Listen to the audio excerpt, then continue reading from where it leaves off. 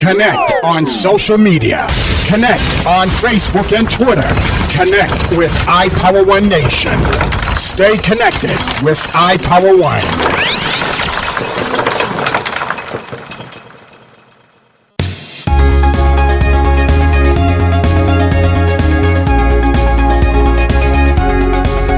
From the Hard Planet Media Studios in New York, this is iPower 2 This Moment.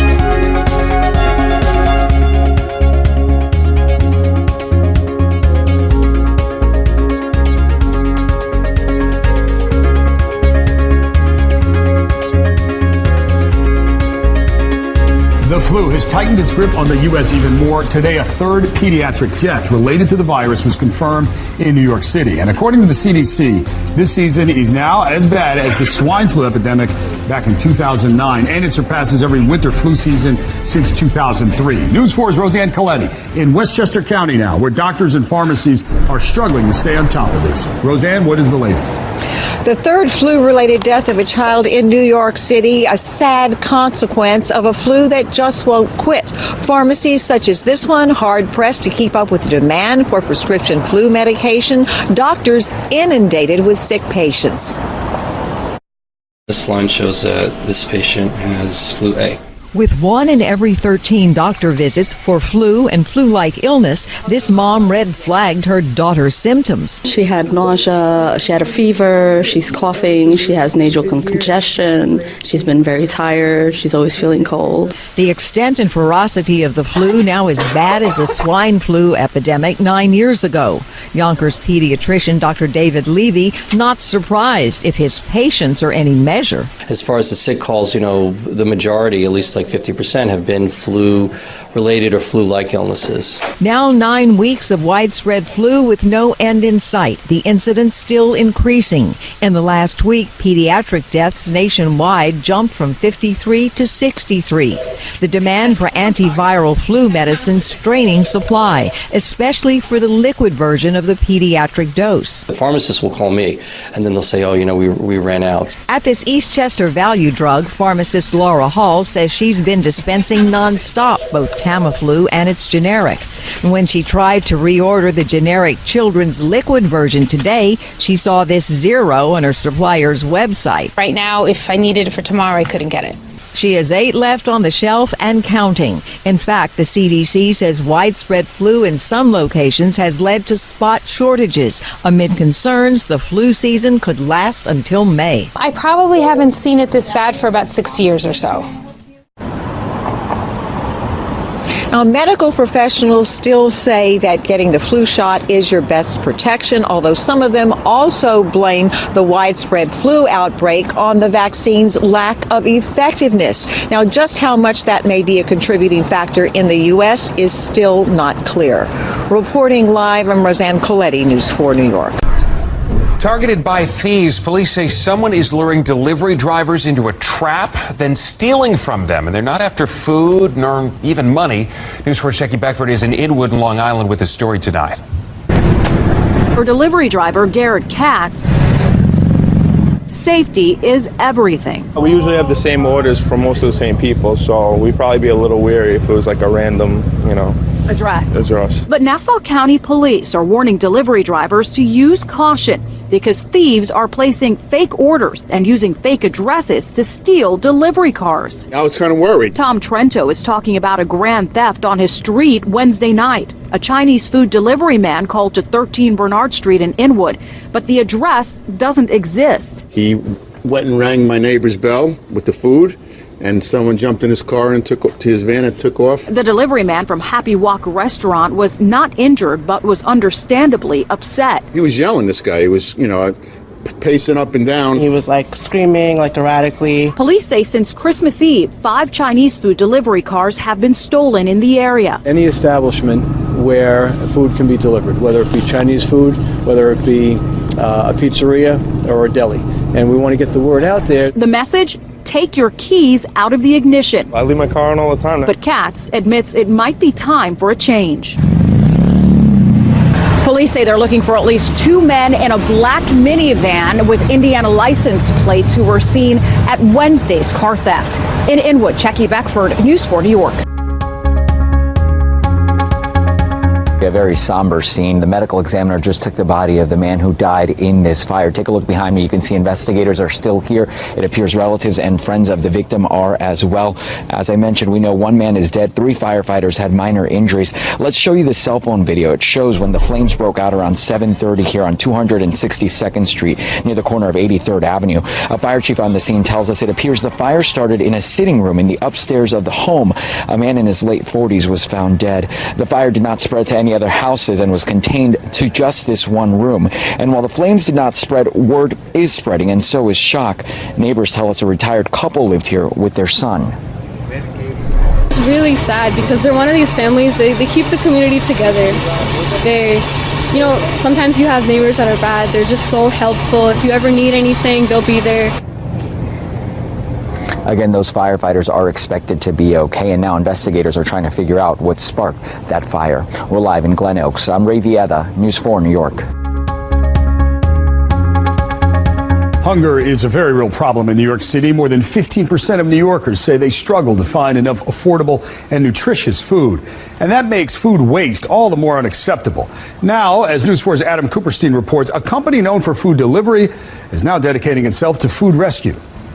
You know those delivery people you see all over the streets of New York City? Well, now a company called DoorDash is using that model to fight the food waste problem, and they're covering the costs. So restaurants have an easy way to avoid dumping those leftovers at the end of the day. It looks like the start of a typical food delivery. But Yuzi from DoorDash is delivering these bagels from Davidovich on the Lower East Side to a food pantry. So the app tells you the address of the food pantry. Yeah. You head over there just like you deliver to any other customer. Like any other customer. And we've been trying to figure out what to do with them for a long time. Them being leftovers. And Davidovich isn't alone. 84% of unused food at American restaurants ends up getting dumped, according to the Food Waste Reduction Alliance. And only 1.5% gets donated. That's why DoorDash launched Project Dash last month, where restaurants can sign up and have their leftovers delivered straight to organizations serving the hungry at no charge. I said, wow, what a great service, and we're all for that. To give you a sense of how much food was getting wasted, Davidovich says out of a dozen bagels on average, between 1 and 2 were getting tossed in the garbage at the end of the night. This would be an Italy sandwich that was brought fresh today and will go out today. The Sylvia Rivera Food Pantry is a recipient of these delivery donations. Cameron Wilhelm says they use the fresh food to serve people living with HIV and AIDS. If there is all this food waste and it's like good, usable food, why not? Right now, Project Dash is working with a handful of restaurants in New York City and dozens more in LA. I almost feel that if DoorDash could do it with all of their clients, they'll put the end to hunger in the city. Health, freshness, those are not concerns, DoorDash says. These donations work like any other delivery to a customer where the restaurant makes sure that product is ready to eat. In Midtown Manhattan, Adam Cooperstein, News 4 New York.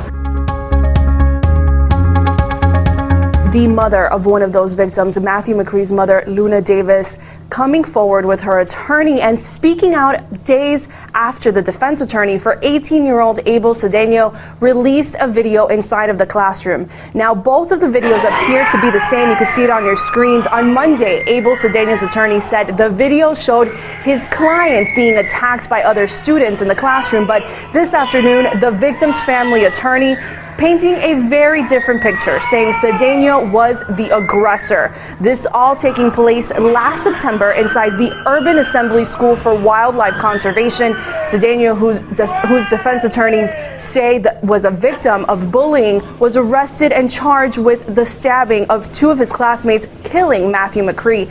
And although the video is shedding a new light into what happened that day, for Matthew McCree's mother, who spoke this afternoon, it says it doesn't change the fact that her son is gone. It's not one day that goes by that I don't cry for my son. It's not one day that goes by that my daughter don't cry for her brother. You know, what do you tell a 4-year-old that cries for her brother? And for me to explain to her that her brother's never coming back. And then for this lawyer to keep doing this. You know, I'm fighting so hard to be strong with how, you know? And you can just feel the pain of that mother. The video has been turned over to the district attorney's office, the Bronx District Attorney's Office, according to both of those attorneys, and it will be used as evidence in the trial. New York City Mayor's office created New York City Men Teach in 2015. It's important that our students are reflected in the classroom. An effort to encourage more men of color to enter the teaching workforce. We initially started with only 8.4% of educators of color being employed by the DOE as educators. Only 3 years later, they say that number has increased by 10%, something program director Fatima Sharif says it benefits the 43% of male students of color enrolled in public school. For them to really have that relationship and understand that this is a possibility and an option for them. While the teachers become role models, the program helps men like Corey Sapp become successful with support, connections, and tools to succeed in the classroom. This program, we are able to express some of our concerns as black and brown educators. We share different things that we've learned along the way so that we can grow together. Also providing financial help. This year I was able to receive a full scholarship to pay for my master's program. And although they are making progress, but it also is a reminder of where we need to go. To impact the future of education. It's been extraordinary for me. Amy Rodriguez, News 12, The Bronx. It's one of the biggest box office draws this season. I'm very excited to go watch the movies. These students at the Laboratory School of Finance and Technology will be getting free tickets to see Black Panther. Many are excited to see a black superhero as the main character. A lot of times you see the black person as the sidekick or the person that's always messing up, and this time the black person is a superhero. The school is part of the Black Panther Challenge, a nationwide initiative launched to raise money to take inner city schools to see the movie in theaters. Through a GoFundMe page, more than $5,000 was raised for the school in less than 2 weeks. We thought that this school is, really deserving kids, really great kids, and we thought this would be a great opportunity to work with them. I'm just really excited that he chose our school out of all the schools to choose. I think it gives us an opportunity for our kids to see as something that we talk about in classroom. About 350 students grades 7 to 12 at the Bronx School will be attending a private screening at an AMC theater in Manhattan on February 27th. It's going to have phenomenal impact on our young ladies. I mean, the movie challenges all of the notions about what society deems as being beautiful. All 350 students will also receive free Black Panther t-shirts and posters to remember their experience. Reporting in Mont Haven, Carmen Grant, News 12.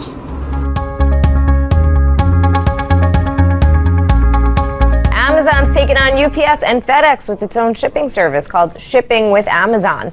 The company will pick up packages from businesses that sell items on its website and ship them directly to customers. According to the Wall Street Journal, the service is set to launch in Los Angeles in the next few weeks. MoviePass is stuck in a cash-bleeding horror story. The movie ticket subscription startup just topped 2 million subscribers, but the more it grows, the more cash it burns. MoviePass allows customers to go to a theater and watch one movie each day for only $10 a month. The company says it plans to bring in more money through advertising and merchandise sold on its app. And another holiday, another Starbucks latte. The coffee chain's releasing sweet treats for Valentine's Day. The cherry mocha is inspired by chocolate-covered cherries. It's espresso with mocha sauce and cherry syrup. Starbucks is also baking cake pops and heart-shaped cookies, available until February 14th. And that is your Cheddar Business and Tech Update. I'm Jill Wagner from Cheddar headquarters in New York. People living along the Brooklyn-Queens Expressway have dealt with headaches for years. As I know, their dishes rattle when heavy trucks go by. The roadway is due for serious repairs, equipped to deal with a third of the current traffic flow. We determined the good news is it's not falling down tomorrow, but it's very urgent. The New York City DOT claims that the Atlantic Avenue to Sand Street span is deteriorating. By 2026, trucks won't be allowed on the roadway, actually diverted to side streets. Many residents say that's a change they don't want to see. 3 times a day, it's nothing but cars, stuck in traffic, horns from... It's a nightmare. It's really a nightmare. The New York City Department of Transportation, as well as city leaders, want to use design-build construction. The process is common for state road projects. What's wrong with it? Or what's the gimmick? Well, in order to do that, the Senate, Assembly, and governor have to approve it. This group asking the governor to include this in his budget amendments, which are due next week. And get it done, partly because we know that the budget is an opportunity to focus on particular needs. A spokesperson for the governor's office says the governor is the single biggest proponent of expanding design build because it saves time and taxpayer money on major infrastructure projects. His budget proposal includes design build for state agencies to fund the state's capital plan, and we will have discussions with the legislature about expanding it to all local governments. If it goes through, the DOT would like to start putting out bids in the spring. In Brooklyn Heights, Katie Vasquez, News 12, Brooklyn. Traffic and weather meteorologist Bruce Avery, and here is your latest wet weather weekend forecast. We have a few showers around today, maybe even a flurry early in the morning, and then it gets steadier for the rainfall tonight and into Sunday, where we may have as much as an inch, possibly an inch and a half of rainfall in spots before it tapers off on Monday. Looking at the sky cover and the humidity, the wind speeds, and the temperatures. Temperatures are going up, although a few spots still are below the freezing mark, but they'll be going up slowly into the 40s during the day today, with scattered showers moving through the region. And the showers become steadier as we get into the overnight tonight, and then again on Sunday. Lots of rainfall and temperatures well above normal for this time of the year. Looking at the graphic, you can see a few spots getting into the upper 50s, upper 40s to low 50s. A few showers today, wind shifting around the south at light speeds. There are the projected high temperatures around the 5 boroughs. And then tonight, rain becomes steadier, patchy fog. There are the projected low temperatures around the 5 boroughs, and the temperatures are not that much different than the high temperatures. And in fact, the whole Northeast is above normal temperature-wise. You have to go all the way to upstate New York and up into northern New England to find cold air, and that's where the snow is. But what we're watching is down to the south and west, coming out of the Ohio Valley. You see a lot of areas of green and actually even orange and red, and that comes towards us. The red is heavy rainfall. The orange is moderate rainfall. It tracks southwest to northeast, gets in here steady tonight through periods on Sunday, and then even lingering into Sunday night into early Monday before Monday becomes mainly sunny. High temperatures still above normal. Tuesday, a few sprinkles. Wednesday, Valentine's Day, looks really nice. Lots of sunshine and high temperatures near 50 degrees.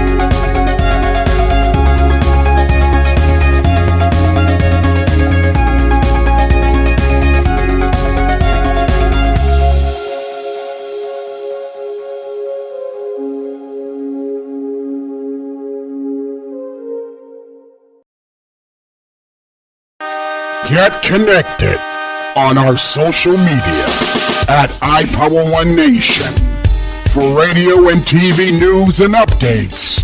Stay connected with iPower One.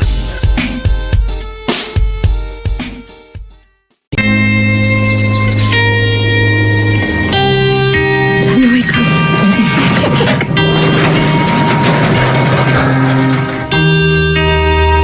I've got a job to do today. I've got a job to do today. Don't forget, you've got a job to do today.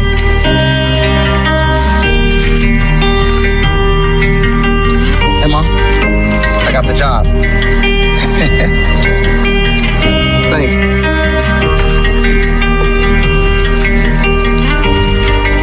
Got the job. Welcome aboard.